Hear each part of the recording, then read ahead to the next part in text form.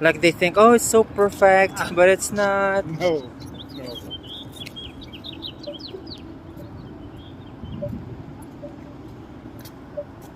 Garbage all around since it's windy.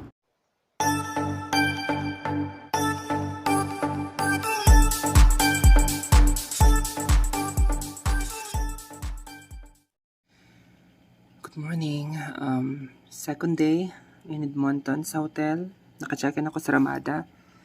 Tayo ito. Ito yung minute rice na microwave mo lang daw siya. May tubig lang siya sa loob.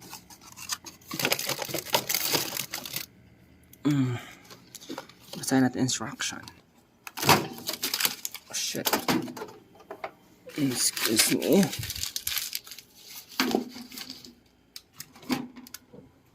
What's this one? It's plastic. Meron ako ditong microwave safe. Ano to eh? Kumain ako kahapon sa mall. Yan, tira. Initin ko na lang to.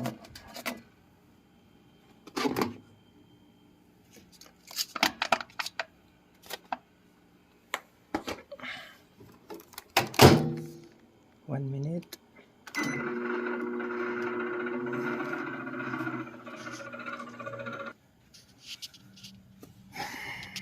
So, ganyan ang weather.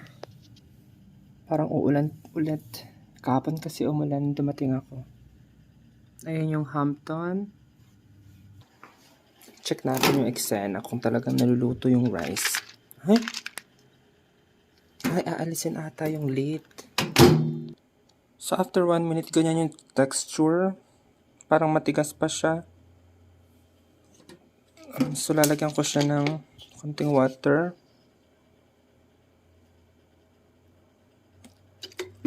Tapos, another 1 minute.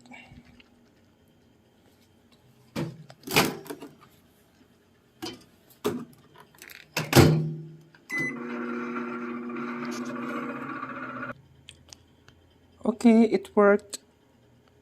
Gumana siya. Ayan. Lumambot siya. So, ngayon, ito naman yung iinitin natin.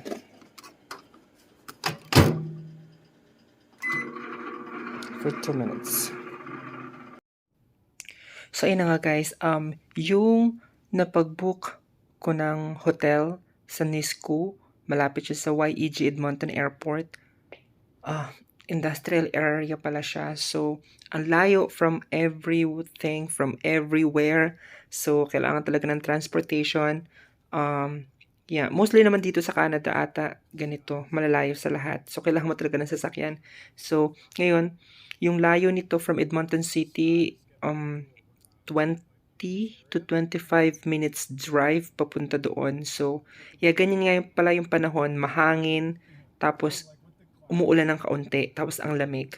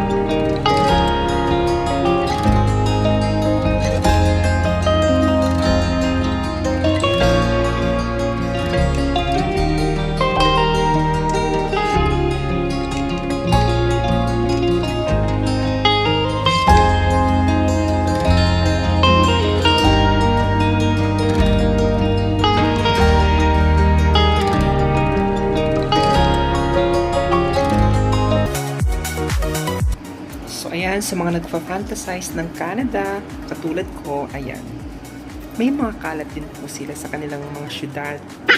Hindi rin po talaga perfect. Bansa lang rin po sila. May mga taong burara. Like they think, oh, it's so perfect, but it's not. No.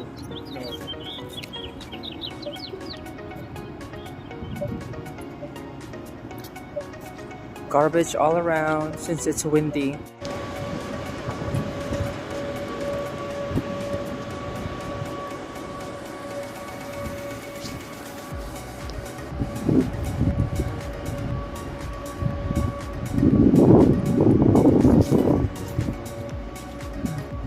In the winter, this is signs. You put them all up on.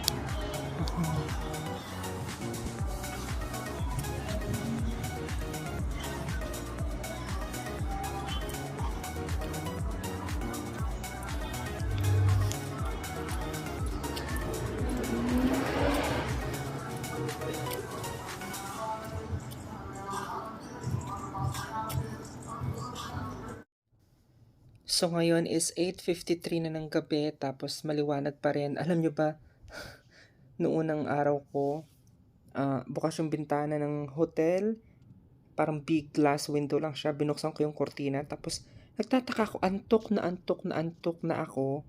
Tapos parang tagal dumilim sa labas. Tapos nanonood lang ako sa laptop ko.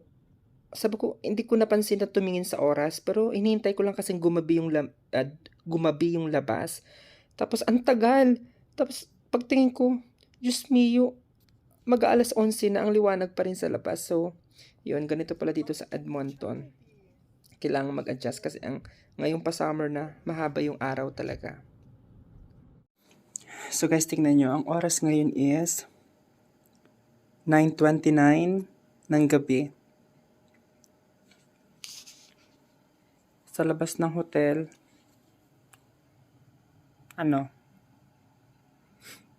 so paano matutulog? 9:30 na ng gabi. Maaga pa din.